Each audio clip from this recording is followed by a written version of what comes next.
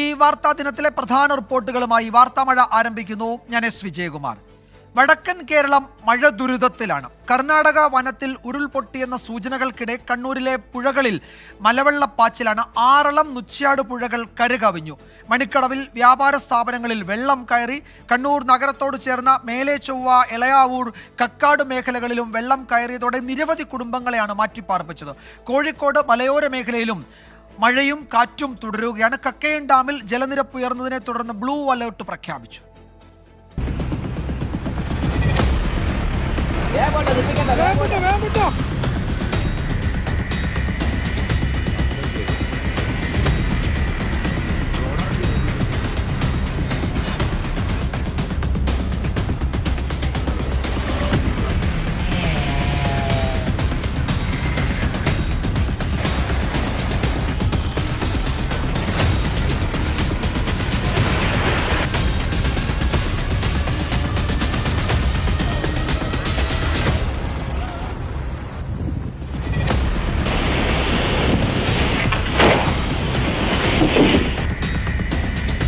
അത് കെട്ടിടം മൊത്തം പോയിട്ടുണ്ട്, മോൾ ഭാഗത്തൊക്കെ വിട്ടിട്ടുണ്ട്. അത്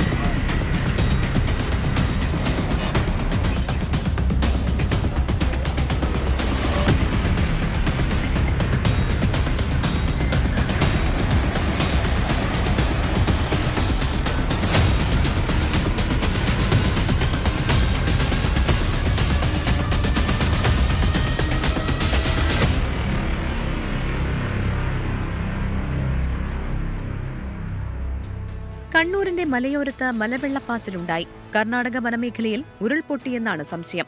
ആറളം, നുച്ച്യാട് പുഴകൾ കരകവിഞ്ഞു. പാലപ്പുഴ പാലം മുങ്ങി. മണിക്കടവിലെ വ്യാപാര സ്ഥാപനങ്ങളിൽ വെള്ളം കയറി. കൂത്തുപറമ്പ്, എടയാർ, തലശ്ശേരി, ചമ്പാട് അടക്കം വിവിധയിടങ്ങളിലെ വീടുകളിൽ വെള്ളം കയറി. കീഴല്ലൂർ ചെക്ക് ഡാം കരകവിഞ്ഞു. കീഴല്ലൂർ, വേങ്ങാട് മേഖലകളിലെ 20 കുടുംബങ്ങളെ മാറ്റിപ്പാർപ്പിച്ചു. അഞ്ചരക്കണ്ടിയിൽ മതിലിടിഞ്ഞു വീണു. സമീപത്തെ റോഡിലൂടെ നടന്നു പോവുകയായിരുന്ന വിദ്യാർത്ഥികൾ കഷ്ടിച്ചാണ് രക്ഷപ്പെട്ടത്. കോഴിക്കോട് കുറ്റ്യാടിയിൽ താഴ്ന്ന പ്രദേശങ്ങളിൽ വെള്ളം കയറി. കുറ്റ്യാടി ചുരം റോഡിൽ മണ്ണിടിഞ്ഞു. കാപ്പാട് വിനോദസഞ്ചാര കേന്ദ്രത്തിനടുത്ത് 7 ഹൈടെൻഷൻ പോസ്റ്റുകൾ മറഞ്ഞു. കല്ലാച്ചിയിൽ വീട് തകർന്നു. വില്യാപ്പള്ളിയിൽ സ്ത്രീ വെള്ളം കോരുന്നതിനിടെ കിണർ ഇടിഞ്ഞു താഴ്ന്നു. വടകര വിഷ്ണുമംഗലം ബണ്ട് കരകവിഞ്ഞു. മാവൂരിലെ താഴ്ന്ന പ്രദേശങ്ങൾ ഇപ്പോഴും വെള്ളക്കെട്ടിലാണ്. ഞാനുള്ളത് കച്ചേരിക്കുന്നിലാണ്. ഈ കച്ചേരിക്കുന്നിൽ മാത്രം 6 കുടുംബങ്ങളെ മാറ്റിപ്പാർപ്പിച്ചിട്ടുണ്ട്. എനിക്ക് പിന്നിൽ കാണുന്ന വീടുൾപ്പെടെ 6 വീടുകളിൽ വെള്ളം കയറിയിട്ടുണ്ട്. കൃഷിയിടങ്ങൾ, പ്രത്യേകിച്ച് വാഴകൃഷി, ഏക്കർ കണക്കിന് വാഴകൃഷിയാണ് വെള്ളപ്പൊക്കത്തിൽ അല്ലെങ്കിൽ വെള്ളക്കെട്ടിൽ നശിച്ചിട്ടുള്ളത്. കാസർഗോഡ് മലയോര മേഖലയിൽ മഴ കനത്തതോടെ താഴ്ന്ന പ്രദേശങ്ങളിൽ വെള്ളം കയറി. പരപ്പ, ക്ലായിക്കോട് മേഖലകളിലാണ് വെള്ളം കയറിയത്. വെള്ളരിക്കുണ്ട്, ചൈത്രവാഹിനി പുഴയിൽ ജലനിരപ്പ് ഉയർന്നു. പ്ലാച്ചിക്കര, അട്ടക്കാട് പാലം മുങ്ങി. പാലക്കാട് മംഗലം ഡാം വ്യാപാര ഭവന്റെ മുകളിൽ കൂറ്റൻ മരം വീണ് കെട്ടിടം തകർന്നു. അട്ടപ്പാടി മണ്ണാർക്കാട് പാതയിൽ മരം വീണ് ഗതാഗതം തടസ്സപ്പെട്ടു. വിവിധ ബ്യൂറോകൾക്കൊപ്പം മിഥില പാലൻ, 24 കോഴിക്കോട്. കനത്ത മഴ പെയ്യുന്ന പശ്ചാത്തലത്തിൽ സംസ്ഥാനത്തെ 4 ജില്ലകളിലെ വിദ്യാഭ്യാസ സ്ഥാപനങ്ങൾക്കാണ് ജില്ലാ കളക്ടർമാർ അവധി പ്രഖ്യാപിച്ചത്. വയനാട്, കണ്ണൂർ, പാലക്കാട് ജില്ലകളിൽ പ്രൊഫഷണൽ കോളേജുകൾ ഉൾപ്പെടെയുള്ള വിദ്യാഭ്യാസ സ്ഥാപനങ്ങൾക്ക് അവധിയാണ്. കാസർഗോഡ് ജില്ലയിൽ കോളേജുകൾ ഒഴികെയുള്ള വിദ്യാഭ്യാസ സ്ഥാപനങ്ങൾക്കും അവധി ബാധകമാണ്. മുൻകൂട്ടി നിശ്ചയിച്ച പരീക്ഷകൾക്ക് മാറ്റമില്ല. മലപ്പുറം ജില്ലയിൽ അരീക്കോട്, കൊണ്ടോട്ടി ഉപജില്ലകളിലെ വിദ്യാഭ്യാസ സ്ഥാപനങ്ങൾക്ക് നാളെ അവധി പ്രഖ്യാപിച്ചു. പ്രൊഫഷണൽ കോളേജുകൾക്ക് അവധി ബാധകമല്ല. കോഴിക്കോട് മഴ തുടരുന്ന സാഹചര്യത്തിൽ അതത് പ്രദേശങ്ങളിലെ സാഹചര്യം പരിശോധിച്ച് പ്രധാന അധ്യാപകർക്കും പ്രിൻസിപ്പൽമാർക്കും വിദ്യാഭ്യാസ ഓഫീസറുമായി ആലോചിച്ച് അവധിയുടെ കാര്യത്തിൽ തീരുമാനമെടുക്കാമെന്ന് ജില്ലാ കളക്ടർ അറിയിച്ചു. ഇടുക്കി ദേവികുളം താലൂക്കിലെ ഒപ്പം ചിന്നക്കനാൽ പഞ്ചായത്തിലെ വിദ്യാഭ്യാസ സ്ഥാപനങ്ങൾക്ക് അവധി പ്രഖ്യാപിച്ചു. ഗ്യാബ് റോഡിലെ മണ്ണിടിച്ചിലിനെ തുടർന്ന് യാത്രാ നിരോധനം തുടരുന്ന പശ്ചാത്തലത്തിലാണ് അവധി അനുവദിച്ചിരിക്കുന്നത്. കനത്ത മഴയിൽ വിദ്യാർത്ഥികളെയും കൊണ്ട് സ്കൂൾ വാഹനങ്ങളുടെ സാഹസിക യാത്ര. കോഴിക്കോട് പാറക്കടവ് ദാരുൽ ഹുദ സ്കൂളിന്റെ ബസ് ഡ്രൈവർ വെള്ളക്കെട്ടിൽ ഇറക്കി. കണ്ണൂർ പാനൂർ മുണ്ടത്തോട്ടിൽ വിദ്യാർത്ഥികളുമായി പോയ സ്കൂൾ ബസ് വെള്ളക്കെട്ടിൽ കുടുങ്ങി. പാലക്കാട് കാട്ടുശ്ശേരിയിൽ സ്കൂൾ ബസ് കനാലിലേക്ക് മറിഞ്ഞ് വിദ്യാർത്ഥികൾക്ക് പരിക്കേറ്റു.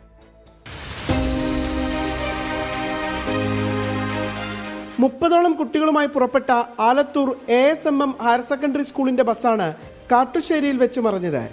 റോഡിലെ കുഴിയിൽ ചാടിയ ബസ് നിയന്ത്രണം വിട്ട് കനാലിലേക്ക് മറിയുകയായിരുന്നു.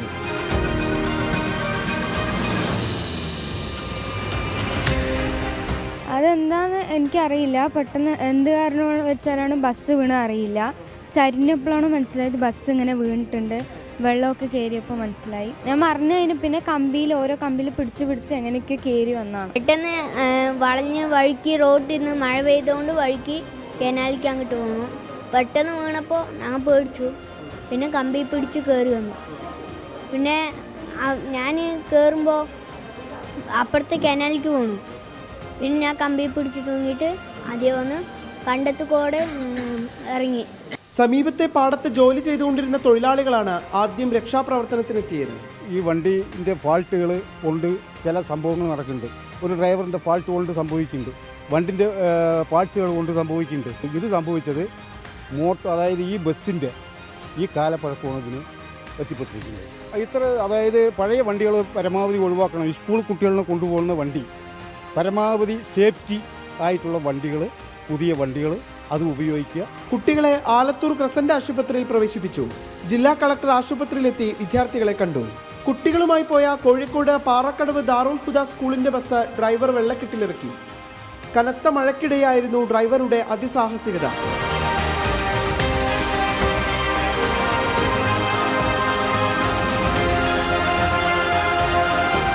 നാദാപുരത്ത് വെള്ളക്കെട്ടുള്ള റോഡിലൂടെ വിദ്യാർത്ഥികളെ കുത്തിനിറച്ച ജീപ്പുമായി ഡ്രൈവർ അപകടകരമായ യാത്ര നടത്തി.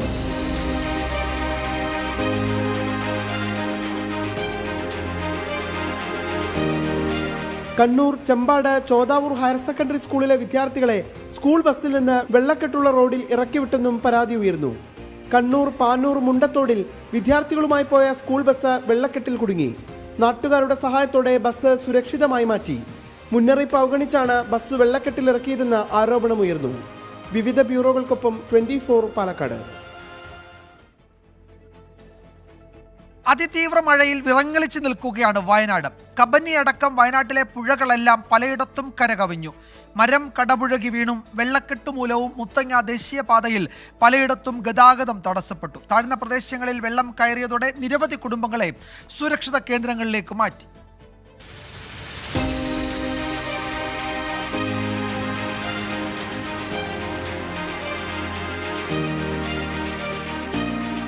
വയനാട്ടിൽ പുഴകൾ കടന്നുപോകുന്നിടത്തെല്ലാം താഴ്ന്ന പ്രദേശങ്ങൾ വെള്ളക്കെട്ടിലാണ്. മുത്തങ്ങ പൊൻകുഴിയിൽ ദേശീയപാതയിൽ വെള്ളം കയറിയതോടെ ഗതാഗതം ഭാഗികമായി തടസ്സപ്പെട്ടു. മാനന്തവാടി, വള്ളിയൂർക്കാവ്, തലപ്പുഴ, പേരിയ, പനമരം, നിരവിൽപ്പുഴ, നൂൽപ്പുഴ, കൽപ്പറ്റ, മണിയങ്കോട്, കല്ലൂർ തുടങ്ങി വിവിധയിടങ്ങളിലെല്ലാം വെള്ളം കയറി. കന്നാരംപുഴ മുതൽ പനമരം, കബനിപ്പുഴകൾ വരെ പലയിടത്തും കരകവിഞ്ഞു.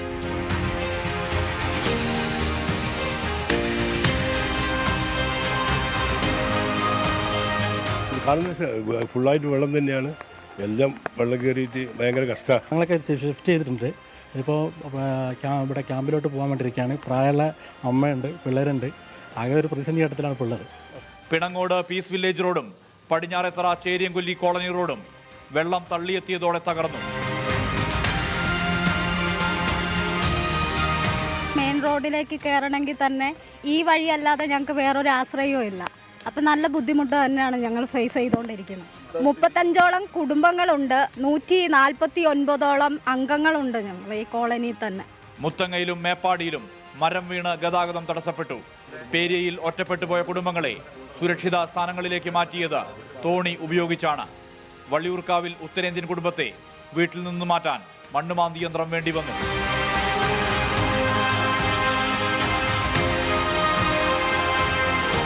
കൂലം കുത്തിയൊഴുകുന്ന മേപ്പാടി കള്ളാടി പുഴയോരത്ത് താമസിച്ചിരുന്ന ഗോത്ര കുടുംബത്തെ പഞ്ചായത്ത് അധികൃതരും പോലീസും ചേർന്നാണ് ബന്ധുവീട്ടിലേക്ക് മാറ്റിയത്. കബനിപ്പുഴ ഒഴുകിയെത്തുന്ന ബീച്ചനഹള്ളി ഡാമിന്റെ ഷട്ടറുകൾ തുറന്നിട്ടുണ്ട്. വയനാട്ടിൽ ദുരിതാശ്വാസ ക്യാമ്പുകളുടെ എണ്ണം 26ആയി. പുഴയോരത്ത് താമസിക്കുന്നവരോടും മലയിടിച്ചിൽ ഭീഷണിയുള്ള പ്രദേശങ്ങളിൽ ഉള്ളവരോടും സുരക്ഷിത കേന്ദ്രത്തിലേക്ക് മാറാനാണ് നിർദ്ദേശം. വെള്ളപ്പൊക്കത്തിനൊപ്പം ഉരുൾപൊട്ടലും മലയിടിച്ചിലും വയനാടിന്റെ ആശങ്കയാണ്. അതിനാൽ തന്നെ ജാഗ്രത തുടരാനാണ് നിർദ്ദേശം. വരും ദിവസങ്ങളിലും ശക്തമായ മഴയുണ്ടാകും. മനു ദാമോദരനൊപ്പം സുർജിത് അയ്യപ്പത്ത്, 24 വയനാട്. സംസ്ഥാനത്ത് അതിതീവ്ര മഴ തുടരും എന്നാണ് കാലാവസ്ഥാ മുന്നറിയിപ്പ്. മുഴുവൻ ജില്ലകളിലും മഴ മുന്നറിയിപ്പ് നൽകിയിട്ടുണ്ട്. വയനാട്, കണ്ണൂർ, കാസർഗോഡ് ജില്ലകളിലെ റെഡ് അലേർട്ടാണ്. കോട്ടയം, എറണാകുളം, ഇടുക്കി, തൃശൂർ, പാലക്കാട്, മലപ്പുറം, കോഴിക്കോട് ജില്ലകളിൽ ഓറഞ്ച് അലേർട്ടും തിരുവനന്തപുരം, കൊല്ലം, പത്തനംതിട്ട, ആലപ്പുഴ ജില്ലകളിൽ യെല്ലോ മുന്നറിയിപ്പും പ്രഖ്യാപിച്ചു. ബംഗാൾ ഉൾക്കടലിൽ പുതിയ ന്യൂനമർദ്ദം രൂപപ്പെട്ടിട്ടുണ്ട്. മഴയ്ക്കൊപ്പം ശക്തമായ കാറ്റിനും മോശം കാലാവസ്ഥയ്ക്കും സാധ്യതയുള്ളതിനാൽ കേരള, കർണാടക, ലക്ഷദ്വീപ് തീരങ്ങളിൽ മത്സ്യബന്ധനത്തിന് ഏർപ്പെടുത്തിയ വിലക്ക് തുടരും. നാളെ രാത്രി വരെ കേരള, തമിഴ്നാട് തീരങ്ങളിൽ കടലേറ്റത്തിന് സാധ്യതയുള്ളതിനാൽ തീരദേശവാസികൾ ജാഗ്രത പുലർത്തണമെന്നും മുന്നറിയിപ്പുണ്ട്. മലപ്പുറത്ത് മഴക്കെടുതി അതിരൂക്ഷമാണ്. തിരൂരങ്ങാടി പനമ്പുഴ റോഡിൽ 35ഓളം വീടുകളിലാണ് വെള്ളം കയറിയത്. വെള്ളിലക്കാട്ട് മേഖലയിൽ മണ്ണിടിഞ്ഞതോടെ വീടുകൾ തകർച്ചാ ഭീഷണിയിലാണ്. നാടുകാണി ചുരത്തിൽ റോഡിൽ വിള്ളൽ വീണു. കടലുണ്ടിപ്പുഴയോട് ചേർന്ന വെള്ളിലക്കാട് മേഖലയിൽ മണ്ണിടിഞ്ഞതോടെ 15ഓളം വീടുകൾ തകർച്ചയുടെ വക്കിലാണ്. കനത്ത മഴയിൽ മണ്ണ് കുതിർന്നാണ് വീടുകളുടെ മതിലടക്കം പുഴയിലേക്ക് പതിച്ചത്. ഇപ്പോൾ നിലവിൽ 32ഓളം വീടുകളിൽ ഇപ്പോൾ ഇവിടെ വെള്ളം കയറിയിട്ടുണ്ട്. ഇപ്പോഴത്തെ സാഹചര്യം എന്ന് പറഞ്ഞാൽ എല്ലാവരും ഭീതിയോട് കൂടിയാണ് നിൽക്കുന്നത്. കയറാത്ത വീടുകളൊക്കെ ഭീതിയോട് കൂടിയാണ് നിൽക്കുന്നത്. അതേപോലെ തന്നെ ഇവിടുത്തെ മറ്റൊരു അവസ്ഥ എന്ന് പറഞ്ഞാൽ ഈ കയറിയ വീടുകളൊക്കെ അവരുടെ ബന്ധുവീടുകളിലേക്കാണ് പോയിട്ടുള്ളത്. പനമ്പുഴ മേഖലയിൽ 35ഓളം വീടുകളിൽ വെള്ളം കയറി. 100ഓളം വീടുകൾ അപകട ഭീഷണിയിലാണ്. മലയോര മേഖലകളിൽ ശക്തമായ മഴ തുടരുകയാണ്. നാടുകാണി ചുരത്തിൽ റോഡിലേക്ക് മരം വീണ് 1.5 മണിക്കൂർ ഗതാഗതം തടസ്സപ്പെട്ടു. എടവണ്ണ പത്തപ്പിരിയത്ത് വീട് തകർന്നു. കളരിക്കൽ ലക്ഷ്മിയുടെ വീടാണ് തകർന്നത്. കൂട്ടിലങ്ങാടിയിൽ കാടാമ്പുഴ റൂട്ടിൽ പഴമണ്ണൂർ റോഡിൽ ഓടിക്കൊണ്ടിരുന്ന ബൈക്കിന് മുകളിലേക്ക് മണ്ണിടിഞ്ഞു. യാത്രക്കാരൻ അത്ഭുതകരമായി രക്ഷപ്പെട്ടു. കൊണ്ടോട്ടി പെരുവള്ളൂർ കുന്നത്തുപറമ്പ് വെള്ളടാങ്കിന് സമീപം കുഴക്കയിൽ കുണ്ടിൽ മണ്ണിടിഞ്ഞു. 5 വീടുകൾ അപകട ഭീഷണിയിലാണ്. പ്രദേശത്ത് താമസിക്കുന്നവരെ മാറ്റിപ്പാർപ്പിച്ചു. എടക്കര പുന്നപ്പുഴയിൽ ജലനിരപ്പ് ഉയർന്നതോടെ മുപ്പിനി പാലം വെള്ളത്തിലായി. മലപ്പുറം നാടുകാണി ചുരത്തിലെ തണുപ്പൻ ചോലയിൽ റോഡിൽ വിള്ളൽ വീണു.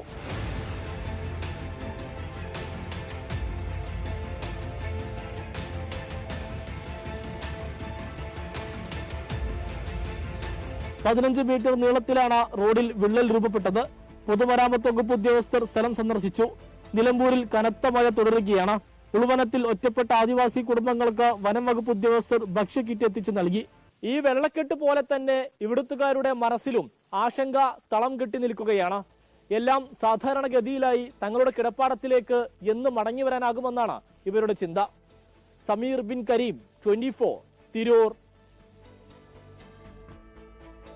ഏറ്റവും പുതിയ വിവരങ്ങൾ വയനാട്ടിൽ നിന്ന് സുർജിത്ത് അയ്യപ്പത്തും കണ്ണൂരിൽ നിന്ന് സജോ ദേവസ്യയും നൽകും. സുർജിത്ത്, ഇപ്പോൾ ഏറ്റവും ഒടുവിൽ വരുന്ന വിവരം മുത്തങ്ങ ദേശീയപാതയിലൂടെ ഗതാഗത നിരോധനം എന്ന് വെച്ചാൽ കാര്യമായ തോതിൽ വാഹനങ്ങളെ അവിടെ നിയന്ത്രിക്കുന്നുണ്ട്, ചെറുവാഹനങ്ങളെ കടത്തിവിടുന്നില്ല എന്നതാണ്. എന്താണ് വയനാട്ടിലെ ഏറ്റവും പുതിയ സാഹചര്യം? മഴയ്ക്ക് നേരിയ ശമനമുണ്ടായിരുന്നു ഉച്ചയ്ക്ക് ശേഷം, അതൊരു ആശ്വാസമാണോ?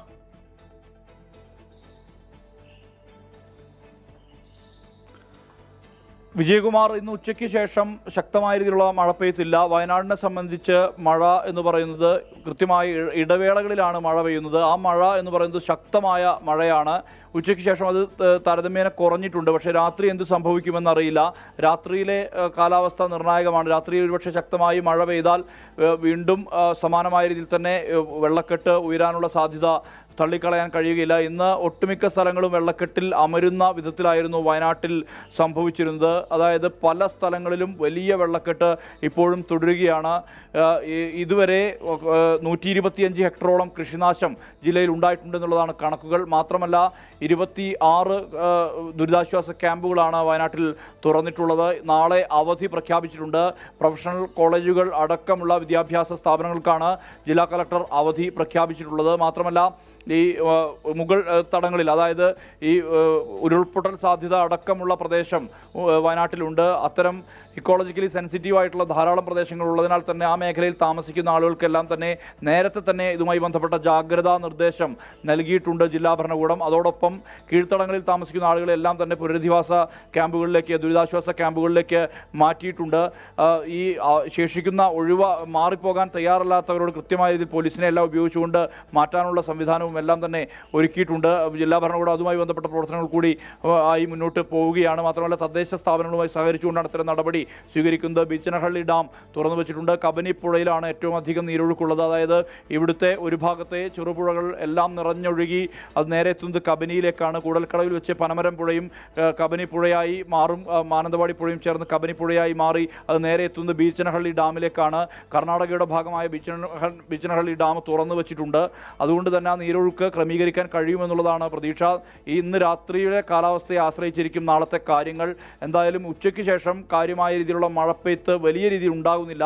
അത് ആശ്വാസകരമാണ്. പക്ഷേ മഴ ഇന്ന് രാത്രി തുടർന്നാൽ ഒരുപക്ഷെ കാലാവസ്ഥ തകിടം മറിയാനുള്ള സാധ്യതയുണ്ട്. അങ്ങനെയെങ്കിൽ നാളെ കൂടുതൽ ദുരിതാശ്വാസ എന്തായാലും ഉച്ചയ്ക്ക് ശേഷം വയനാട്ടിൽ മഴയുടെ ശക്തി കുറഞ്ഞിട്ടുണ്ട്. അത് രക്ഷാപ്രവർത്തനങ്ങൾക്കൊക്കെ സഹായകമാണ്. രാത്രി കനത്ത മഴ പെയ്യാതിരുന്നാൽ വെള്ളം ഇറങ്ങുകയും നാളെയുടെ സാധാരണ നിലയിലേക്ക് കാര്യങ്ങൾ എത്തുകയും ചെയ്യുമെന്നാണ് പ്രതീക്ഷിക്കുന്നത്. കണ്ണൂരിൽ നിന്ന് സജോ ദേവസ്യ ഏറ്റവും പുതിയ വിവരങ്ങളുമായി ചേരുന്നുണ്ട്. സജോ, ഈ കർണാടക മേഖലയിൽ പ്രത്യേകിച്ച് ഉൾക്കാട്ടിലൊക്കെ ഉരുൾപൊട്ടൽ ഉണ്ടായി എന്ന റിപ്പോർട്ടുകളാണ് വരുന്നത്. എന്താണ് അവിടുത്തെ പുഴകളിലെ സാഹചര്യം? മലവെള്ളപ്പാച്ചിൽ ആ പ്രദേശങ്ങളെ, താഴ്ന്ന പ്രദേശങ്ങളെ ആകെ മുക്കിയിട്ടുണ്ട്. ഇപ്പോഴും അതേ സാഹചര്യം തന്നെയാണോ കണ്ണൂരിൽ? വിജയകുമാർ, കണ്ണൂരിൽ ഇപ്പോഴും ശക്തമായ മഴ ജില്ലയുടെ വിവിധയിടങ്ങളിൽ ലഭ്യമാകുന്നുണ്ട് എന്നതാണ് എടുത്തു പറയേണ്ട കാര്യം. മറ്റൊരു ആശങ്കപ്പെടുത്തുന്ന കാര്യമായുള്ളത് കണ്ണൂരിൻ്റെ അതിർത്തി മേഖലയായ കർണാടക വനത്തിൽ ഉരുൾപൊട്ടിയതായ സംശയമുണ്ട്. മലയോര മേഖലയിലെ വിവിധ തോടുകളും പുഴകളുമൊക്കെ കരകവിഞ്ഞ് ഒഴുകുകയാണ്. ആ പുഴകളിൽ അതിശക്തമായ മലവെള്ളപ്പാച്ചിലുണ്ട്. മിക്കവാറും താഴ്ന്ന ഇടങ്ങളിലൊക്കെ വെള്ളക്കെട്ട് അതിരൂക്ഷവുമാണ്. ജില്ലയെ സംബന്ധിച്ച് വലിയ തോതിലുള്ള മഴക്കെടുതിയും വ്യാപകമായി റിപ്പോർട്ട് ചെയ്യുന്നുണ്ട്.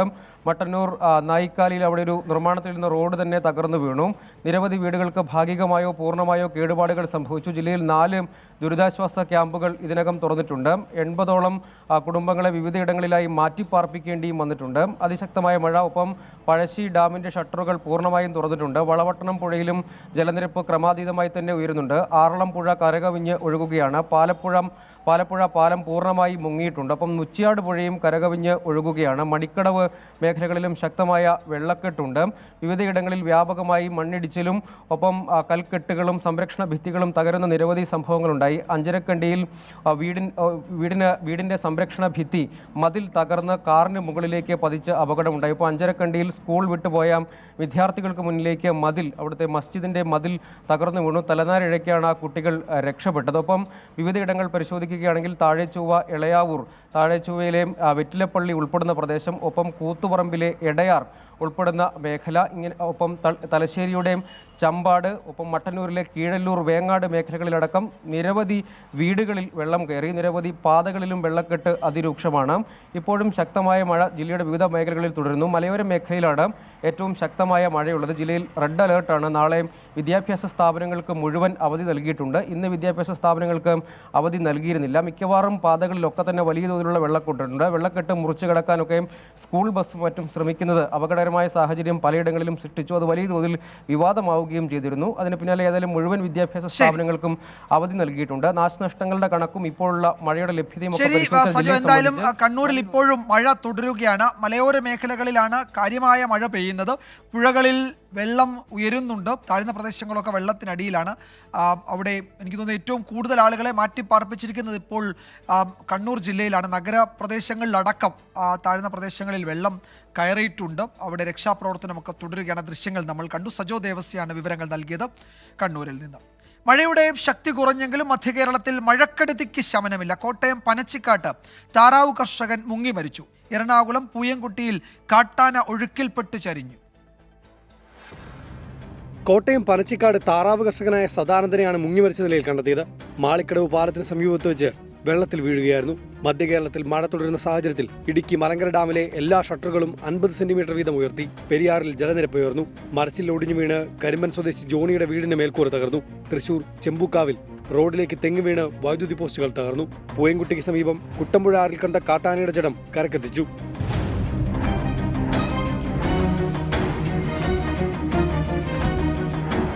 ആനയുടെ മൃതദേഹം പോസ്റ്റ്മോർട്ടം ചെയ്യും. വെള്ളം കുടിക്കാനിറങ്ങിയപ്പോൾ ഒഴുക്കിൽപ്പെട്ടെന്നാണ് പ്രാഥമിക നിഗമനം.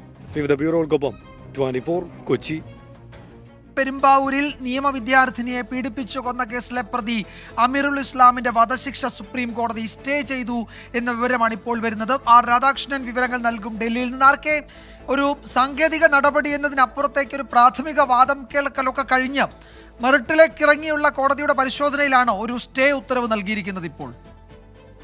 അല്ല വിജയൻ, ഇതൊരു സാങ്കേതികമായിട്ട് വിജയൻ സൂചിപ്പിച്ചതുപോലെ സാങ്കേതികമായിട്ടുള്ള നടപടിക്രമമാണ്. ഈ വധശിക്ഷ വിധിച്ച കേരള ഹൈക്കോടതിയുടെ ആ വിധി ശരിവെച്ച, വിചാരണ കോടതിയുടെ വിധി ശരിവെച്ച കേരള ഹൈക്കോടതിയുടെ നടപടിക്ക് എതിരായി സമർപ്പിച്ച അപ്പീൽ ഫയലിൽ സ്വീകരിച്ചുകൊണ്ടാണ് ഈ നടപടി. ഇതിന്റെ ഭാഗമായിട്ട് കോടതി പറഞ്ഞിരിക്കുന്നത് ഇപ്രകാരമാണ്: 8 ആഴ്ചത്തെ ജയിലിലെയും ഒപ്പം മാനസികമായിട്ടുള്ള പെരുമാറ്റത്തിന്റെയും റിപ്പോർട്ടുകൾ സമർപ്പിക്കണം. സംസ്ഥാന സർക്കാർ ഈ ജയിലുമായി ബന്ധപ്പെട്ടിട്ടുള്ള സ്വഭാവ റിപ്പോർട്ട് സംസ്ഥാന സർക്കാരും സമർപ്പിക്കണം. തൃശൂർ വിയ്യൂരിലെ സെൻട്രൽ ജയിൽ സൂപ്രണ്ടിനാണ് ജയിൽ സംബന്ധമായിട്ടുള്ള റിപ്പോർട്ട് നൽകാനായിട്ടുള്ള ചുമതല. മനഃശാസ്ത്ര പരിശോധനയ്ക്ക് ഒരു വിദഗ്ധ സംഘത്തെ നിയോഗിക്കാനും അമീനുൽ ഇസ്ലാമിന്റെ മാനസിക നിലയെ സംബന്ധിച്ച് പരിശോധന നടത്തി റിപ്പോർട്ട് നൽകാനും കോടതി നിർദ്ദേശിച്ചിരിക്കുന്നു. വിചാരണ കോടതിയുടെ ഫയലുകൾ അടക്കമുള്ളവ വിളിച്ചു വരുത്താനും കോടതി നിർദ്ദേശം നൽകിയിരിക്കുകയാണ്. അന്തിമ തീർപ്പ് വരെയാണ്, സുപ്രീം കോടതിയുടെ അന്തിമ തീർപ്പ് വരെയാണ് വധശിക്ഷ സ്റ്റേ ചെയ്തിരിക്കുന്നത്. ഈ അമീനുൽ ഇസ്ലാമിന് നിയമസഹായം നൽകുന്നതിന് വേണ്ടിയിട്ടുള്ള നടപടികൾക്കും സുപ്രീം കോടതിയുടെ ഭാഗത്ത് നിന്ന് അനുമതി ഉണ്ടായിട്ടുണ്ട്. ഈ നടപടിക്രമങ്ങളെല്ലാം അന്തിമമായിട്ടുള്ള തീർപ്പിന് വിധേയമാണ് എന്ന് ഉത്തരവിൽ എടുത്തു പറഞ്ഞുകൊണ്ടാണ് സുപ്രീം കോടതി ഈ വധശിക്ഷ ഇപ്പോൾ സ്റ്റേ ചെയ്തിരിക്കുന്നത്. വിജയ്, യെസ്, സുപ്രീം കോടതിയുടെ ഒരു സാങ്കേതിക നടപടി എന്ന നിലയിൽ കണ്ടാൽ മതി. കാരണം അന്തിമ വിധി സുപ്രീം കോടതി ഈ കേസിൽ പുറപ്പെടുവിക്കുന്നത് വരെയാണ് ഈ വധശിക്ഷ സ്റ്റേ ചെയ്തിരിക്കുന്നത്. കേസിന്റെ വിശദാംശങ്ങളിലേക്ക് സുപ്രീം കോടതി കടന്നിട്ടില്ല. ജയിലിലെ പെരുമാറ്റം അടക്കമുള്ള കാര്യങ്ങളിൽ കോടതിയും റിപ്പോർട്ട് ആവശ്യപ്പെട്ടിരിക്കുകയാണ്. അതിനൊക്കെ ശേഷമാണ് അന്തിമ തീരുമാനം എടുക്കാൻ പോകുന്നത്. ഒരു സാങ്കേതിക നടപടിയായി കൂടി കണ്ടാൽ മതി എന്നാണ് ഞങ്ങളുടെ ഡൽഹി ബ്യൂറോ റിപ്പോർട്ട് ചെയ്യുന്നത്. ആർ രാധാകൃഷ്ണനാണ് വിവരങ്ങൾ നൽകിയത് ഡൽഹിയിൽ നിന്ന്. മറ്റു വാർത്തകളിലേക്ക്. ഓർമ്മകളിൽ ഉമ്മൻചാണ്ടി.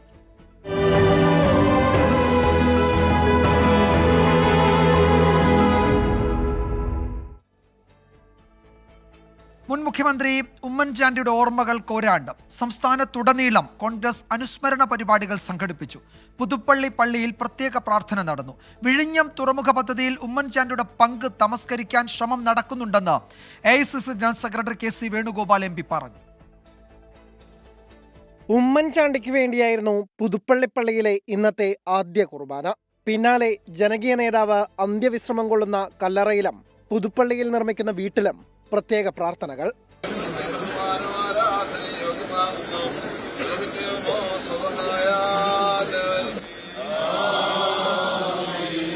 അനുയായികളും രാഷ്ട്രീയ നേതാക്കളും അടക്കം സാമൂഹിക സാംസ്കാരിക രംഗത്തെ പ്രമുഖരെല്ലാം പുതുപ്പള്ളിപ്പള്ളിയിലേക്ക് ഉമ്മൻചാണ്ടിയെ അനുസ്മരിക്കാൻ രാവിലെ തന്നെ എത്തി. അനുസ്മരണ പരിപാടി ഗവർണർ ആരിഫ് മുഹമ്മദ് ഖാൻ ഉദ്ഘാടനം ചെയ്തു. One of the finest public servant that Kerala has produced. Come naturally to a woman, but for a man, he needs to make special and conscious efforts. വിഴിഞ്ഞം തുറമുഖം, കൊച്ചി മെട്രോ, കണ്ണൂർ വിമാനത്താവളം തുടങ്ങിയ പദ്ധതികളിൽ ഉമ്മൻചാണ്ടിയുടെ പങ്ക് ജനങ്ങൾക്കറിയാമെന്ന KC വേണുഗോപാൽ. ഉമ്മൻചാണ്ടിയെ തമസ്കരിക്കാൻ ബോധപൂർവമായ ശ്രമം നടക്കുന്നുവെന്ന PC വിഷ്ണുനാഥ് MLA. ഉമ്മൻചാണ്ടിയെ ജീവിതകാലത്ത് മുഴുവൻ വേട്ടയാടി. അദ്ദേഹത്തിന്റെ അവസാന കാലത്തെ രോഗത്തിന്റെ അവസ്ഥയ്ക്ക് പോലും മാനസികമായ സമ്മർദ്ദങ്ങൾ കാരണമായിട്ടുണ്ട്. അദ്ദേഹം മരണപ്പെട്ടതിന് ശേഷവും അദ്ദേഹത്തെ അധിക്ഷേപിക്കാൻ നമുക്ക്. ഏറെ വേട്ടയാടപ്പെട്ട 2 കുടുംബങ്ങളാണ് ഉമ്മൻചാണ്ടിയുടേതും കോടിയേരി ബാലകൃഷ്ണന്റേതുമെന്ന ബിനീഷ് കോടിയേരി. എനിക്ക് തോന്നുന്നു വ്യക്തിപരമായി ഇത്രയും ആക്രമിക്കപ്പെട്ട 2 കുടുംബങ്ങൾ, വ്യക്തിപരമായി ആക്രമിക്കപ്പെട്ട 2 രാഷ്ട്രീയ നേതാക്കൾ കേരള ചരിത്രത്തിൽ തന്നെ വളരെ വിരളമായിരിക്കും. 1ാം ചരമവാർഷികത്തോടനുബന്ധിച്ച് വിവിധ കാരുണ്യ പദ്ധതികൾക്കും തുടക്കം കുറിച്ചു. സംസ്ഥാനത്ത് വിവിധയിടങ്ങളിൽ അനുസ്മരണ പരിപാടികൾ നടന്നു. 24 കോട്ടയം. ഉമ്മൻചാണ്ടി കൈപിടിച്ച് കയറ്റിയ പല നേതാക്കളെയും താൻ പിന്നെ കണ്ടിട്ടില്ലെന്ന ഭാര്യ മറിയാമ്മ ഉമ്മൻ. ഉമ്മൻചാണ്ടിയുടെ അഭാവം വല്ലാത്ത ശൂന്യത എന്നും മറിയാമ്മ ഉമ്മൻ 24നോട് പറഞ്ഞു. ഉമ്മൻചാണ്ടിയുടെ പേരിൽ വീട് നിർമ്മിച്ച് നൽകണമെന്നാണ് തന്റെ ആഗ്രഹമെന്ന് മകൻ ചാണ്ടി ഉമ്മൻ പ്രതികരിച്ചു. ഉമ്മൻചാണ്ടി കൈപിടിച്ചു കയറ്റിയ യുവനേതാക്കളോടാണ് മറിയാമ്മ ഉമ്മന്റെ പരിഭവം. മുതിർന്ന നേതാക്കൾ തന്നെ വന്നു കണ്ടെങ്കിലും യുവനേതാക്കളിൽ പലരെയും പിന്നീട് കണ്ടിട്ടില്ല. അവർ കല്ലറയിൽ പോയിട്ടുണ്ടാകുമെന്നും മറിയാമ്മ ഉമ്മൻ പറഞ്ഞു. അവരെയാരെയും പിന്നെ ഞാൻ കണ്ടിട്ടില്ല. അവരെ ഈ ബിൻഗാമി എന്ന് പറയുന്നവരെ ഞാൻ കണ്ടായിട്ട് ഓർക്കുന്നില്ല. പ്രായമായിട്ട് പിന്നെയും വന്നിട്ടുണ്ട്. ചെറുപ്പക്കാരായ നേതാക്കളൊന്നും. വിശ്വനാഥ് വന്നിട്ടുണ്ട്. വിശ്വനാഥ് ഉമ്മൻചാണ്ടിയുടെ പേരിൽ വീടുകളും സ്കൂളുകളും നിർമ്മിക്കുകയാണ് തന്റെ ആഗ്രഹമെന്ന് മകൻ ചാണ്ടി ഉമ്മൻ MLA. ഒരു വീടിന്റെ നിർമ്മാണം പൂർത്തിയായതായും ഇന്നല്ലെങ്കിൽ നാളെ ഇടുക്കി കഞ്ഞിക്കുഴിയിലെ ഉമ്മൻചാണ്ടി കോളനിയിൽ പിതാവിന്റെ പേരിൽ സ്കൂൾ നിർമ്മിക്കുമെന്നും ചാണ്ടി ഉമ്മൻ 24-നോട് പറഞ്ഞു. അദ്ദേഹത്തിന്റെ ഓർമ്മ തന്ന ഒരു ഊർജ്ജമാണ് ഇത്രയും എത്തിച്ചിരിക്കുന്നത്. അതിലുള്ള സന്തോഷം വെച്ചാൽ ആദ്യത്തെ വീട് പൂർത്തിയായി കഴിഞ്ഞു. 50ഓളം വീടുകൾ തീർക്കണം എന്നുള്ളതിന്റെ ആഗ്രഹമാണ്. അതിലേക്ക് ഞങ്ങൾ പൂർത്തിയായിക്കൊണ്ടിരിക്കുകയാണ്. 2-3 മാസത്തിനുള്ളിൽ പൂർത്തിയാകും വിചാരിക്കുന്നു. ഉമ്മൻചാണ്ടിയുടെ ഓർമ്മകൾ സംസാരിച്ചു തുടങ്ങും മുന്നേ മകൾ മറിയ ഉമ്മൻ വിങ്ങിപ്പൊട്ടി. ഭയങ്കര ബുദ്ധിമുട്ടായിരുന്നു. ഇതുവരെ അഡ്ജസ്റ്റഡ് ആകാൻ പറ്റിയിട്ടില്ല. കൂടുതൽ പറയാനൊന്നുമില്ല. 1ാം ചരമവാർഷിക ദിനത്തിൽ 24-നോടൊപ്പം ഓർമ്മകൾ പങ്കുവെക്കുകയായിരുന്നു ഉമ്മൻചാണ്ടിയുടെ കുടുംബം. 24 തിരുവനന്തപുരം. ചില പ്രധാനപ്പെട്ട ദേശീയ വാർത്തകളിലേക്കാണ് വാർത്താ മഴ കടക്കുന്നത്. കശ്മീരിൽ വീണ്ടും ഏറ്റുമുട്ടൽ. കുപ്വാരയിൽ 2 ഭീകരരെ സൈന്യം വധിച്ചു. ദോഡയിൽ പുലർച്ചെ നടന്ന ഏറ്റുമുട്ടലിൽ 2 സൈനികർക്ക് പരിക്കേറ്റു. രജൌരിയിൽ നുഴഞ്ഞുകയറ്റ ശ്രമമെന്ന സംശയത്തെ തുടർന്ന് സൈന്യം വെടിയുതിർത്തു.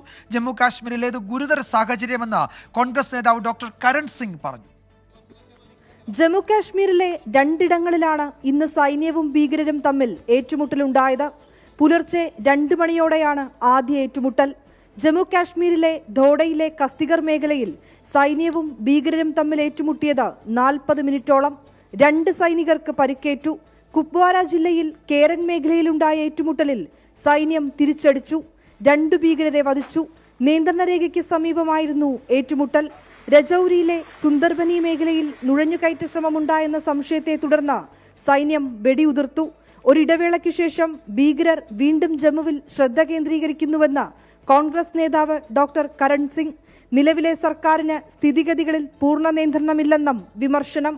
കഴിഞ്ഞ ദിവസങ്ങളിൽ ധോഡയിലെ ഭീകരരുമായുണ്ടായ ഏറ്റുമുട്ടലിനെ തുടർന്ന് കൂടുതൽ സേനയെ വിന്യസിപ്പിക്കുകയും തിരച്ചിൽ ശക്തമാക്കുകയും ചെയ്തിരുന്നു. പിന്നാലെയാണ് വീണ്ടും ഏറ്റുമുട്ടലുണ്ടായത്. 24 ഡൽഹി. ഉത്തർപ്രദേശിലെ ഗോണ്ടയിൽ ട്രെയിൻ പാളം തെറ്റി അപകടത്തിൽ 4 പേർ മരിച്ചു. 25 പേർക്ക് പരിക്കേറ്റു. ചണ്ഡീഗഡ് ദിബ്രുഗഡ് എക്സ്പ്രസ് ആണ് പാളം തെറ്റിയത്. അപകടത്തിൽ അട്ടിമറി സാധ്യത പരിശോധിക്കുമെന്ന് റെയിൽവേ അറിയിച്ചു. ഉത്തർപ്രദേശിലെ ഗോണ്ട ജില്ലയിൽ മംഗപൂർ ജംഗ്ഷൻ റെയിൽവേ സ്റ്റേഷന് സമീപം ഉച്ചയ്ക്ക് 2:30യോടെയാണ് ട്രെയിൻ പാളം തെറ്റിയത്. ചണ്ഡീഗഡ് ദിബ്രുഗഡ് എക്സ്പ്രസിന്റെ 12 കോച്ചുകളാണ് പാളത്തിൽ നിന്നും തെന്നിമാറിയത്. AC കോച്ചുകൾ അടക്കമുള്ള ചില കോച്ചുകൾ മറിഞ്ഞ നിലയിലാണ്. അപകടത്തിന്റെ കാരണം വ്യക്തമല്ല. രക്ഷാപ്രവർത്തനത്തിനാണ് പ്രഥമ പരിഗണനയെന്ന് റെയിൽവേ അറിയിച്ചു. UP മുഖ്യമന്ത്രി യോഗി ആദിത്യനാഥ് ഉന്നത ഉദ്യോഗസ്ഥരോട് സ്ഥലത്തെത്തി രക്ഷാപ്രവർത്തനത്തിന് നേതൃത്വം നൽകാൻ നിർദ്ദേശം നൽകി. റെയിൽവേയുടെ ഡോക്ടർമാരുടെ സംഘവും ദേശീയ ദുരന്ത നിവാരണ സേനയും നിലവിൽ രക്ഷാപ്രവർത്തനത്തിൽ പങ്കെടുക്കുന്നുണ്ട്. യാത്രക്കാർക്കും ബന്ധുക്കൾക്കുമായി റെയിൽവേ ഹെൽപ്പ് ലൈൻ നമ്പറുകൾ പുറത്തിറക്കി. അപകടത്തെ തുടർന്ന് ഈ റൂട്ടിലൂടെയുള്ള 2 ട്രെയിനുകൾ റദ്ദാക്കി. 11 ട്രെയിനുകൾ വഴിതിരിച്ചുവിട്ടു. അപകടത്തിൽ അട്ടിമറി നടന്നതായി സംശയമുയർന്നു. ട്രെയിൻ പാളം തെറ്റുന്നതിന് മുമ്പ് പൊട്ടിത്തെറി ശബ്ദം കേട്ടതായി ലോക്കോ പൈലറ്റ് വെളിപ്പെടുത്തി. 24 ഡൽഹി. നീറ്റ് പരീക്ഷയിൽ സംഘടിത ചോദ്യപേപ്പർ ചോർച്ച തെളിഞ്ഞാൽ മാത്രമേ പുനഃപരീക്ഷയ്ക്ക് ഉത്തരവിടൂ എന്ന് സുപ്രീം കോടതി. പരീക്ഷാ കേന്ദ്രങ്ങളുടെ അടിസ്ഥാനത്തിൽ വിദ്യാർത്ഥികൾക്ക് ലഭിച്ച മാർക്ക് ശനിയാഴ്ചയ്ക്കുള്ളിൽ പ്രസിദ്ധീകരിക്കാൻ കോടതി നാഷണൽ ടെസ്റ്റിംഗ് ഏജൻസിയോട് ആവശ്യപ്പെട്ടു. ടെലഗ്രാം വഴി ചോദ്യപേപ്പർ ചോർന്നിട്ടില്ല എന്ന് NTA കോടതിയെ അറിയിച്ചു. കേസ് തിങ്കളാഴ്ച വീണ്ടും പരിഗണിക്കും. നീറ്റിൽ പുനഃപരീക്ഷ വേണമോ എന്ന വിഷയത്തിൽ തീരുമാനമെടുക്കാനായിരുന്നു സുപ്രീം കോടതി ഇന്ന് ശ്രമിച്ചത്. ഇരുവിഭാഗത്തിന്റെയും വാദം നീണ്ടതിനാൽ പക്ഷേ അതിന് സാധിച്ചില്ല. ഫലം തടഞ്ഞുവെച്ച വിദ്യാർത്ഥികളുടെ അടക്കം റാങ്ക് വിവരങ്ങൾ പ്രസിദ്ധീകരിക്കാൻ കോടതി NDAയെ അനുവദിച്ചു. ശനിയാഴ്ച വൈകുന്നേരത്തിന് മുമ്പ് റോൾ നമ്പർ പരസ്യമാക്കാതെ സെന്റർ നമ്പരും റാങ്ക് വിവരവും പ്രസിദ്ധീകരിക്കണം. പുനഃപരീക്ഷാ വിഷയത്തിൽ വാദം കേട്ട സുപ്രീം കോടതി രാജ്യവ്യാപക ചോദ്യപേപ്പർ ചോർന്നിട്ടില്ലെന്ന CBI കണ്ടെത്തൽ പ്രധാനപ്പെട്ടതാണെന്ന് നിരീക്ഷിച്ചു. എല്ലായിടങ്ങളിലും ചോദ്യപേപ്പർ ചോർന്നിട്ടില്ലാത്തതിനാൽ സമ്പൂർണ്ണ പുനഃപരീക്ഷ പ്രസക്തമാകുന്നത് എങ്ങനെയെന്ന് വ്യക്തമാക്കാൻ വാദിഭാഗത്തോട് നിർദ്ദേശിച്ചു. CBI സമർപ്പിച്ച റിപ്പോർട്ടിലെ വിവരങ്ങൾ പൂർണ്ണമായി പുറത്തുവിടാൻ സാധ്യമല്ലെന്നും സുപ്രീം കോടതി വ്യക്തമാക്കി. പുനഃപരീക്ഷ ആവശ്യപ്പെടുന്ന ഹർജിക്കാരായ കുട്ടികളുടെ യോഗ്യതാ പരീക്ഷയിലെ സ്ഥാനങ്ങൾ സംബന്ധിച്ച വിവരം സുപ്രീം കോടതി ആരാഞ്ഞു. ചോദ്യപേപ്പർ ടെലിഗ്രാം വഴി ചോർന്നെന്ന വാദം തെറ്റാണെന്ന് NDA കോടതിയെ അറിയിച്ചു. പരീക്ഷ കഴിഞ്ഞതിന് ശേഷമാണ് ചോദ്യപേപ്പർ ടെലിഗ്രാമിൽ പ്രത്യക്ഷപ്പെട്ടിട്ടുള്ളത്. മദ്രാസ് IIT റിപ്പോർട്ടിനെ ഒരു വിഭാഗം ഹർജിക്കാർ ചോദ്യം ചെയ്തു. NDA അംഗമാണ് മദ്രാസ് IIT ഡയറക്ടർ. തിങ്കളാഴ്ച ഉച്ചയ്ക്ക് മുൻപ് വാദം പൂർത്തിയാക്കണമെന്ന് ഇരുവിഭാഗത്തോടും ആവശ്യപ്പെട്ട കോടതി അന്ന് പുനഃപരീക്ഷാ വിഷയത്തിൽ തീരുമാനം കൈക്കൊള്ളാമെന്നും വ്യക്തമാക്കി. R. രാധാകൃഷ്ണൻ, 24, ഡൽഹി. ഗുജറാത്തിൽ അപൂർവ വൈറസ് ബാധ ആശങ്കയാവുകയാണ്. ചാന്ദിപ്പൂർ വൈറസ് ബാധയുടെ ലക്ഷണങ്ങളോടെ ഇതുവരെ 15 കുട്ടികളാണ് മരിച്ചത്. ആരവല്ലിയിൽ മരിച്ച 5 വയസ്സുകാരിക്ക് ചാന്ദിപ്പൂർ വൈറസ് ബാധ തന്നെയാണെന്ന് പൂനെ വൈറോളജി ഇൻസ്റ്റിറ്റ്യൂട്ട് സ്ഥിരീകരിച്ചു. 29 പേർക്കാണ് ഗുജറാത്തിൽ ചാന്ദിപ്പൂർ വൈറസ് ബാധയുടെ ലക്ഷണങ്ങൾ കണ്ടെത്തിയത്. ഇതിൽ 15 കുട്ടികൾ ചികിത്സയിലിരിക്കെ മരിച്ചു. കുട്ടികളിലാണ് രോഗബാധ കൂടുതലായി ഉണ്ടാകുന്നതും ഗുരുതരമാകുന്നതും. സംസ്ഥാനത്ത് 12 ജില്ലകളിലെങ്കിലും രോഗമെത്തിയെന്നാണ് ആരോഗ്യവകുപ്പിന്റെ കണക്കുകൾ സൂചിപ്പിക്കുന്നത്. രോഗം സ്ഥിരീകരിക്കാൻ പൂനെ വൈറോളജി ഇൻസ്റ്റിറ്റ്യൂട്ടിലേക്ക് അയച്ച കൂടുതൽ സാമ്പിളുകളുടെ ഫലം ഉടൻ വരും. ആരവല്ലിയിൽ മരിച്ച 5 വയസ്സുകാരിക്ക് ചാന്ദിപ്പുര വൈറസ് ബാധയെന്ന് നേരത്തെ വൈറോളജി ഇൻസ്റ്റിറ്റ്യൂട്ട് സ്ഥിരീകരിച്ചിരുന്നു. കൂടുതൽ ജില്ലകളിൽ നിന്ന് രോഗലക്ഷണങ്ങളോടെ ആളുകൾ ചികിത്സ തേടിയതോടെ അതീവ ജാഗ്രത നിർദ്ദേശം നൽകിയിരിക്കുകയാണ് ആരോഗ്യവകുപ്പ്. കൊതുക് പരത്തുന്ന രോഗമായതിനാൽ സംസ്ഥാനത്താകെ ശുചീകരണ പ്രവർത്തനങ്ങളും വ്യാപകമായി നടക്കുന്നുണ്ട്. രോഗബാധ സംശയിക്കുന്ന മേഖലയിലെ ജനങ്ങളെ പരിശോധനകൾക്കും വിധേയമാക്കുകയാണ്. 24 മുംബൈ. വാർത്താമഴ തുടരുന്നു. എറണാകുളം സൗത്ത് റെയിൽവേ സ്റ്റേഷനിൽ നിന്ന് മാവോയിസ്റ്റ് മനോജിനെ ഭീകരവിരുദ്ധ സേന പിടികൂടി. സംഘടനാ പ്രവർത്തനത്തിന് വേണ്ടി ബ്രഹ്മപുരത്തെ ഫ്ളാറ്റിൽ നിന്ന് പണം വാങ്ങി വരുമ്പോഴാണ് ഇയാളെ കസ്റ്റഡിയിലെടുത്തത്. ഭീകരപ്രവർത്തനത്തിന് മനോജിന് പണം നൽകിയ ബിനോയിയെയും കസ്റ്റഡിയിലെടുത്തിട്ടുണ്ട്. വയനാട്ടിൽ കുഴിബോംബ് സ്ഫോടനം ഉൾപ്പെടെ നടത്തിയ കേസിൽ പോലീസ് അന്വേഷിക്കുന്ന ആളാണ് മനോജ്. പൊതുതെരഞ്ഞെടുപ്പിന്റെ കലാശക്കൊട്ട് ദിവസം ആയുധവുമായി കമ്പമലയിലെത്തിയ സംഘത്തിലും ഇയാളുണ്ടായിരുന്നു. 14 UAPA കേസിൽ പ്രതിയാണ് സുരക്ഷാ ഏജൻസികളുടെ കണ്ണുവെട്ടിച്ച എറണാകുളത്തെത്തിയത്. ബ്രഹ്മപുരത്തിന് സമീപത്തെ ഫ്ളാറ്റിൽ മാവോയിസ്റ്റ് പ്രവർത്തനങ്ങൾക്ക് പണം നൽകുന്ന ബിനോയിൽ നിന്ന് ഫണ്ട് വാങ്ങാനാണ് മനോജ് എത്തിയത്. മനോജ് എത്തിയതിന്റെ CCTV ദൃശ്യങ്ങളും ഫ്ളാറ്റിൽ നിന്ന് ATS കണ്ടെത്തി. മനോജിനെ അങ്കമാലിയിലെ ഭീകരവിരുദ്ധ സേനയിലെ ഓഫീസിലെത്തിച്ച് ചോദ്യം ചെയ്യുകയാണ്. എറണാകുളം നഗരത്തിൽ 3-ലധികം പേർ മാവോയിസ്റ്റ് പ്രവർത്തനങ്ങൾക്ക് പണം നൽകുന്നു എന്ന വിവരം അന്വേഷണ ഏജൻസികൾക്ക് ലഭിച്ചിരുന്നു. ഇതിലൊരാളാണ് കസ്റ്റഡിയിലുള്ള ബിനോയ്. ഇയാളുടെ ബാങ്ക് ഇടപാടുകളും അന്വേഷണ സംഘം ശേഖരിച്ചിട്ടുണ്ട്. കൊച്ചിയിലെ ചില പ്രദേശങ്ങൾ കേന്ദ്രീകരിച്ച് അർബൻ നക്സലുകൾ പ്രവർത്തിക്കുന്നു എന്ന വിവരം നേരത്തെ പുറത്തു വന്നിരുന്നു. ഇതിന് പിന്നാലെയാണ് സജീവമായി മാവോയിസ്റ്റ് സംഘത്തിൽ പ്രവർത്തിക്കുന്ന ഒരാളെ കൊച്ചി നഗരത്തിൽ നിന്ന് കസ്റ്റഡിയിലെടുക്കുന്നത്. S. ശ്യാംകുമാർ, 24, കൊച്ചി. ഛത്തീസ്ഗഡിൽ മാവോയിസ്റ്റ് ആക്രമണം. IED സ്ഫോടനത്തിൽ 2 ജവാന്മാർക്ക് വീരമൃത്യു. STF കോൺസ്റ്റബിൾമാരായ ഭരത് സാഹുവും സത്തേർ സിംഗുമാണ് വീരമൃത്യു വരിച്ചത്.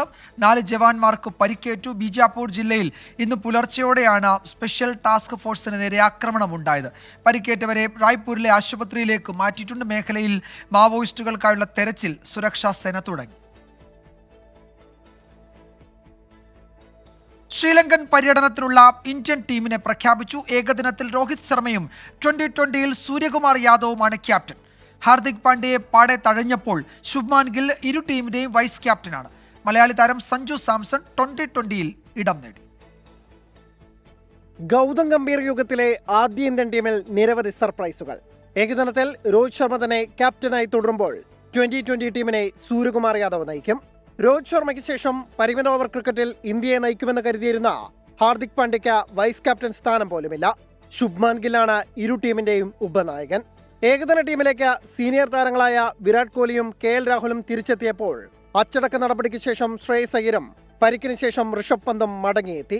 സഞ്ജു സാംസൺ 2020 ടീമിൽ തുടരുമെങ്കിലും ഏകദിന ടീമിൽ ഇടമില്ല. ഇന്ത്യ അവസാനം കളിച്ച ഏകദിനത്തിൽ സഞ്ജു സെഞ്ചുറി നേടിയിരുന്നു. അതേസമയം ഒറ്റ ഏകദിനം മാത്രം കളിച്ച ശിവൻ ദുബേക്കും അരങ്ങേറ്റത്തിന് റിയാൻ പരാഗിനും അവസരമുണ്ട്.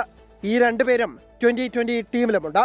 രവി ബിഷ്ണോയും വാഷിംഗ്ടൺ സുന്ദറും 2020 ടീമിൽ സ്ഥാനം നിലനിർത്തിയപ്പോൾ ലോകകപ്പ് ടീമിന്റെ ഭാഗമായിരുന്ന യുസ്വേന്ദ്ര ചഹൽ പുറത്തായി. രവീന്ദ്ര ജഡേജ 2 ടീമിലും ഇല്ലെന്നതാണ് മറ്റൊരു പ്രത്യേകത. ജസ്പ്രീത് ബുംറയ്ക്ക് വിശ്രമം അനുവദിച്ചപ്പോൾ മുഹമ്മദ് സിറാജ്, അർഷദീപ് സിംഗ്, ഖലീൽ അഹമ്മദ് പേസ് ത്രയമാണ് ഇരു ഫോർമാറ്റിലും. ഏകദിനത്തിനുള്ള പേസ് നിരയിലേക്ക് കൊൽക്കത്ത നൈറ്റ് റൈഡേഴ്സ് താരം ഹർഷിത് റാണയെയും ഉൾപ്പെടുത്തിയിട്ടുണ്ട്. Sports desk 24. റിപ്പോർട്ടോടെ വാർത്താമഴ അവസാനിക്കുന്നു.